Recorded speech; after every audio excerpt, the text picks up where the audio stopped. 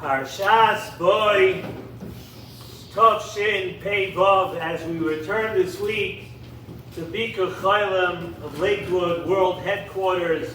We're here. I can't say that the scenery is the same as last week, being in Yerushalayim, Ir HaKodesh, having the schus to record the Nesivos Shalom Shir at the Koisel. However, if we can't be there, and we're still waiting every minute for Mashiach, so we come back to a place that's almost like Yerushalayim, a place that's full of mitzvahs, a place that's certainly going to go with us to Eretz Yisrael when Mashiach does come. And I always like to say, when we reach Parshas Boy, I like to say two things. First of all, that we always try every week when we say the name of the Parsha, that we should pronounce the name of the Parsha correctly.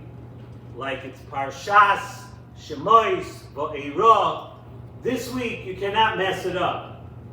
However, you will say, if you know how to speak Lashon Kodesh, if you know how to speak Ivrit, if you know how, whatever language you want to say, you cannot mess up Parshas Boy. So for that alone, it has a very, very special ring to it when we say Parshas Boy. And the other thing that comes to mind every time when we get to Parshas Boy, we happen to be right now in the midst in the Northeast, we're on the East Coast of the United States, aside from the fact that they're talking about this massive snowstorm like we haven't had in 10 years. However, the chances are always very good that it turns into a dud and it doesn't happen. That happens all the time. But this time it seems like it's going to be some sort of massive winter. It's been freezing cold. This Shabbos is supposed to be about 8-9 degrees. On Shabbos it's going to be freezing cold. But then we get to Parshas Boy, and we get about halfway through the Parsha, and we start to talk about Pesach, HaChodesh Hazeh Lochem. So I start to get these little feelings of spring, that as cold as it is, and as tough as the winter might be this week and next here, but it's not so far away. Tu B'Shvat is exactly 10 days away. Once you get to Tu B'Shvat, it starts to feel a little bit like spring. So Rabbi say, hang in there. It's coming soon, and before you turn around, you'll have to be cleaning for Pesach. And the pasuk in our parsha, Makas Choshech. We have the last of the three Makkos this week, and I personally always found Makas Choshech very, very fascinating. Like this dark, but a dark, Mefarshim Chazal tell us it was a dark that darker than anybody could ever have imagined, not a normal dark. The Yamesh Choshech, you're able to feel the dark. And the pasuk says in our parsha, "Vayomer Hashem el Moshe." Hashem said to Moshe, "Niteyes yodcha al hashamayim." Reach out your hand to the shamayim. V'hi choshech al eretz Mitzrayim. You're going to reach out your hand to the shamayim, and it's going to be darkness in Mitzrayim. So the Medrash in Shemois Rabbah Yud Daled, the Medrash asks, where did this choshech actually come from? This deep, thick, rich, dark. Where this dark that has never been anywhere else, where did this choshech come from? The Medrash asked the question. One answer is that it's learned from a pasuk in Tehillim. From the pasuk in Tehillim, we learn that it was a special dark that came, not a regular dark that we have here on earth. It's a special dark that came from Shemayim. It came from above. And that this question is actually based on the fact that this Choshech Mitzrayim, as we said, was not a normal darkness. It was different than normal darkness. If you could think a little bit deeply now, if you could think a little bit, regular darkness that we have on earth over here, what is darkness? It's the absence of light. In other words, it's light a whole day, the sun goes down, now there's an absence of light, so it's dark. That's a regular darkness. But this darkness was a metzias of its own. You read through the Chazal, you read through the Midrashim, it was a metzias of its own. It was not just the lack or the absence of light. So So the Medrash is asking, where did this chayshech, where did this darkness come from? Darkness is usually the absence of light. Here we have a light that's an actual metzias, it's an actual thing of darkness. Where did this come from? And the Medrash answers that Hashem told Moshe to bring down the Teis Yodecha al Shamayim. You bring upon Mitzrayim, when you stick your hand up, Moshe Rabbeinu, above to Shamayim, it's going to bring down this special Metzias of darkness to Mitzrayim now. So Nesivos Shalom asks a beautiful double question over here. First of all, asked the Nesivos Shalom, what does it mean that the chayshech of Mitzrayim was a chayshech from above? What do you mean he brought down the darkness from above? Above, in Shamayim, everything's clear. Everything's light. Over here, we have questions. Things are clouded. Things are dark. There's a lack of light. But up in Shamayim, everything is always very light and very bright and very clear. What does it mean that Moshe Rabbeinu brought down darkness from above? And that's the first part of the question. The second part of the question is, so Nesivos Shalom says, like, okay, so we have a question, what kind of darkness could have been brought from above? Let's say there was a darkness.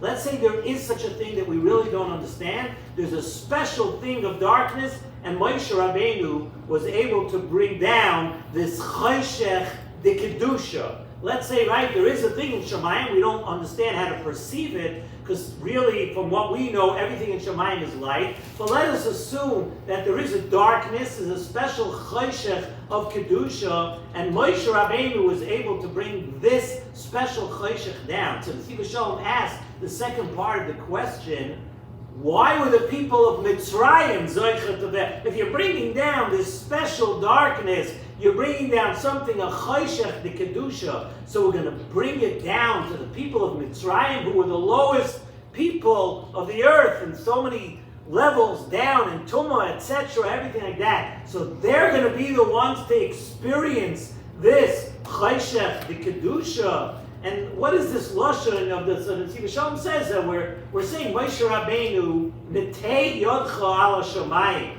So to like put your hands on the shamayim as if Moshe Rabbeinu was there. When you put your hands down on something, it means you're standing right there. But Moshe Rabbeinu, we know Moshe Rabbeinu was standing on earth. So the pasuk really should have said Horeim yodcha hashamayim. Somehow reach your hand, try to reach for the heavens. Netei yodcha means I'm right there, I'm putting my hands down on Shamayim. We should really say reach up to Shamayim. So Nesivos Shalom, to answer all of this, he brings a Toldos Yaakov Yosef, which is the Talmud of the Baal Shem Tov. Okay, thank you, Rabbi Bro. And it's the Toldos Yaakov Yosef was one of the famous Talmidim of the Baal Shem Tov, and he explains this beautifully on Derech HaAvodah. Listen to the way he works this out. It says, Hashem, HaKadosh Baruch Hu said to Moshe, V'tei es yodcha al shamayim. Now Moshe Rabbeinu, as we said, was on earth, and he wasn't putting his hands down on the shamayim. Says the Toldos, he says like this, when Hashem told Moshe Rabbeinu, V'tei es yodcha al shamayim, he was, HaKadosh Baruch Hu meant you should reach out in ruchnius to a high madrega, so you could bring down to this earth things that really belong to Shamayim. Neteyas yodcha al Shamayim means do something that's now going to take things that really belong in Shamayim and bring them down here. And exactly through that, bringing down to Mitzrayim something that is so holy, that's so pure, something chayshech of kedusha. There's going to be absolute chayshech in Mitzrayim. Now listen to this brilliant, this unbelievable pshat that he says. So he's telling Moshe Rabbeinu, bring down something that belongs in Shamayim and bring it down to Mitzrayim, and through that there's going to be a darkness in Mitzrayim that was never felt before. Says in the Nesivos Shalom from the Toldos, he says like this: when a Rasha is brought into Gan Eden, imagine you bring a Rasha, somebody who didn't keep mitzvahs, he didn't do anything his whole life, and you bring such a person into the Gan Eden, you bring him into the place where tzaddikim yoshvim, atraseim, barasheim, tzaddikim are sitting there basking in the Shekhinah from the Torah that they learned and the mitzvahs that they did their whole lives, and you bring a Rasha into Gan Eden, and with all these people that are being nana miziv Shekhinah, says the Nesivos Shalom, this is the worst darkness and torture for the Rasha. You bring someone into a situation where they don't belong, where they never reached for that in their life, and they never felt it in their life, that is the worst situation for a person. Someone who's only accustomed to feeling and pursuing tanugim of gashmias, someone who their whole life, all they ever wanted to do is more pleasure and more gashmias and more money and more taivas and more things that you could feel bodily and physical pleasure from. You take that person and you now put them down, you expose them to such a great spirituality, such spiritually high pressure, it's torture for them. So HaKadosh Baruch Hu told Moshe Rabbeinu, reach up to Shemayim and bring down that light. There's nothing dark in Shemayim. Put your hands, bring something, the light of Shemayim, because as we said, everything's light up there. It's not dark. But when you bring that light to the Rishoyim of Mitzrayim, that creates the greatest darkness for such people. They don't know where to run. They don't know what to do. They never saw Kedusha. They never saw the light. For them, that light is tremendous darkness. And it's a real darkness. It's a thick darkness. It's a physical darkness. Something that they never felt in their life. And it's totally, totally dark for them. So of course, yes, up in Shemayim, it's all light. There's no darkness, as we said. But that great light is a terrible darkness to somebody who's never been exposed to the pleasures and the light of Torah and Ruchnias.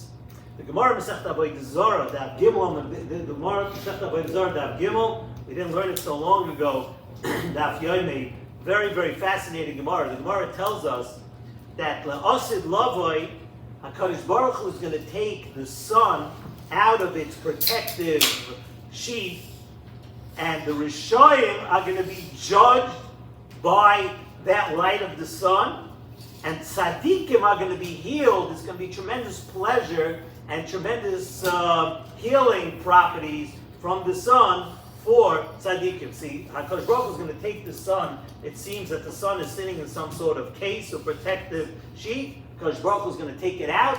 Rishoyim are going to suffer terribly. They're going to be punished. And tzaddikim are going to be healed from that light, from that same light and warmth. How could it be? How could it be that one type of person, Rishoyim, are going to feel one thing? It's the same thing. Rishoyim are going to feel one thing, and tzaddikim are going to feel the other. Now with what we said, the Nesivos Shalom from the told us, it's beautiful, because it's a matter of what you are exposed to in your life, what you've done in your life.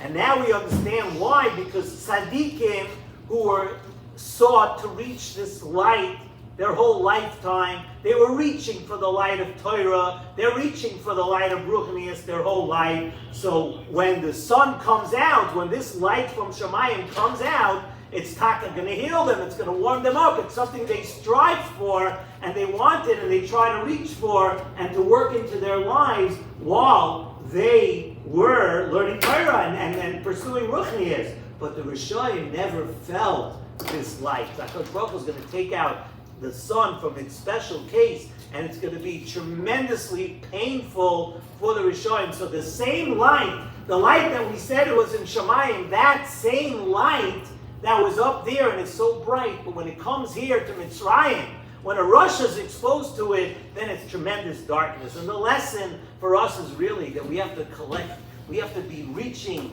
for light things in our life. We have to be striving for Torah and for Ruchnias. So when Mashiach comes, we're going to be ready for that light. That light's going to be a pleasure for us. And that is something that we can learn from this week's parsha, to reach for the light. And then when we're exposed to it, it's going to be extremely pleasurable for every one of us.